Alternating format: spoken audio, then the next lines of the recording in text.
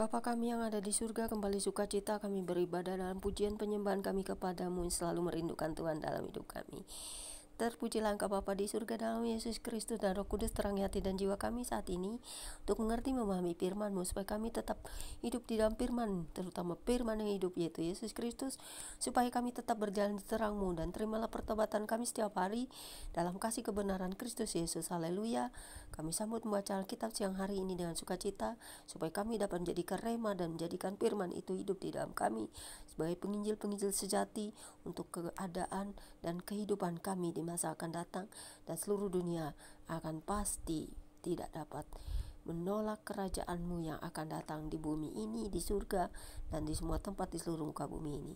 Karena kerajaan Allah itu kekal abadi dan tidak tergantikan oleh kerajaan manusia. Kerajaan yang paling agung dan mulia yang adil adalah kerajaan Bapa sendiri di dalam Tuhan Yesus Kristus. Haleluya. Roh Kudus, terima kasih, amin. Pembacaan Alkitab di siang menjelang sore ini terambil dari 2 Raja-Raja 13 ayat 14 hingga dengan ayat yang ke-25 dengan perikop yang berbeda, ayat 14 sampai dengan ayat yang ke-21 dengan perikop kejadian menjelang kematian Elisa dan kejadian dalam kuburnya. Kemudian 2 Raja-Raja 13 ayat 22 hingga dengan 25 dengan perikop kemenangan Yoas atas Aram, yang semuanya kita baca dua perikop ini berbunyi demikian.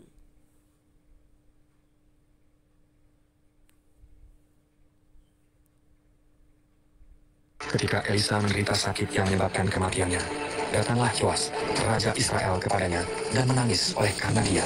Katanya, Bapakku, kereta Israel dan orang-orang yang berkuda. Berkatalah Elisa kepadanya, Ambillah busur dan anak-anak panah. lalu diambillah busur dan anak-anak panah. Berkatalah ia kepada Raja Israel, Tariklah busurmu. lalu ia menarik busurnya, tetapi Elisa menaruh tangannya di atas tangan raja, serta berkata, Bukalah jendela yang di sebelah timur. dan ketika dibukanya, berkatalah Elisa, Panahlah. lalu dipanahnya. Kemudian berkatalah Elisa, Itulah anak panah kemenangan daripada Tuhan. Anak panah kemenangan terhadap Aram. Engkau akan mengalahkan Aram di Afek sampai habis lenyap. sesudah itu berkatalah ia, Ambillah anak-anak panah itu. lalu diambilnya. Setelah diambilnya, berkatalah Elisa kepada Raja Israel, Pukulkanlah itu ke tanah. lalu dipukulkannya 3 kali. Kemudian ia berhenti.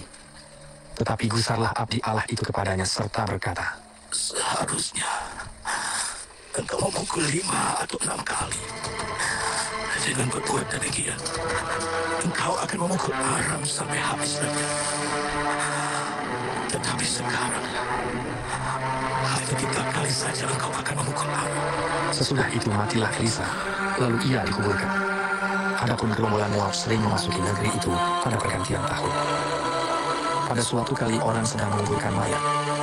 Ketika mereka melihat gerombolan datang, dicampakkan merekalah mayat itu ke dalam kubur Elisa, lalu pergi. Dan demi mayat itu kena kepada tulang-tulang Elisa, maka hiduplah ia kembali dan bangun berdiri. Hazael Raja Aram menindas orang Israel sepanjang umur Yoahas. Tetapi Tuhan mengasihani serta menyayangi mereka, dan ia berpaling kepada mereka oleh karena perjanjiannya dengan Abraham, Ishak, dan Yakub. Jadi ia tidak mau memisahkan mereka, dan belum membuang mereka pada waktu itu dari hadapannya.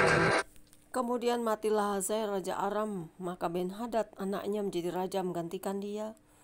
Yoas bin Yoahas merebut kembali dari tangan Ben-Hadad bin Hazael kota-kota yang dalam peperangan direbut Ben-Hadad dari tangan Yoahas ayah Yoas. 3 kali Yoas mengalahkan dia dan mendapat kembali kota-kota Israel.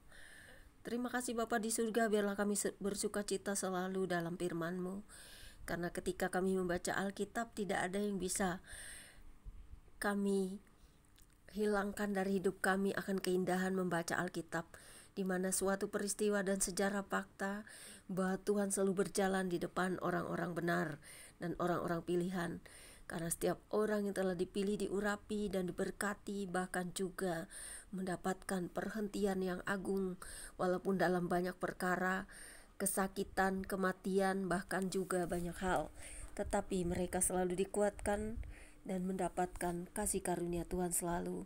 Setiap orang yang benar-benar hidup dalam hidup kasih kebenaran Tuhan, menjadi martir pun tidak akan pernah takut, karena Tuhan ada di sisi dan pihak orang-orang benar dan orang-orang pilihan. Berkuasalah terus hidup kami, atas hidup yang Kau berikan pada kami, atas kebaikan-Mu, dan teruslah kami selalu membaca Alkitab, supaya kami tetap hidup dalam kebaikan, kebenaran, dan belajar dari setiap apa yang kami baca, supaya itu menjadi kekuatan dan rema bagi kami untuk berjalan di dalam Engkau Bapa. Di dalam kasih Yesus Kristus dan Roh Kudus yang selalu menerima kami dalam pertobatan, mengingatkan kami untuk selalu bertobat dan tetap percaya pada kuasa-Mu Bapa. Amin.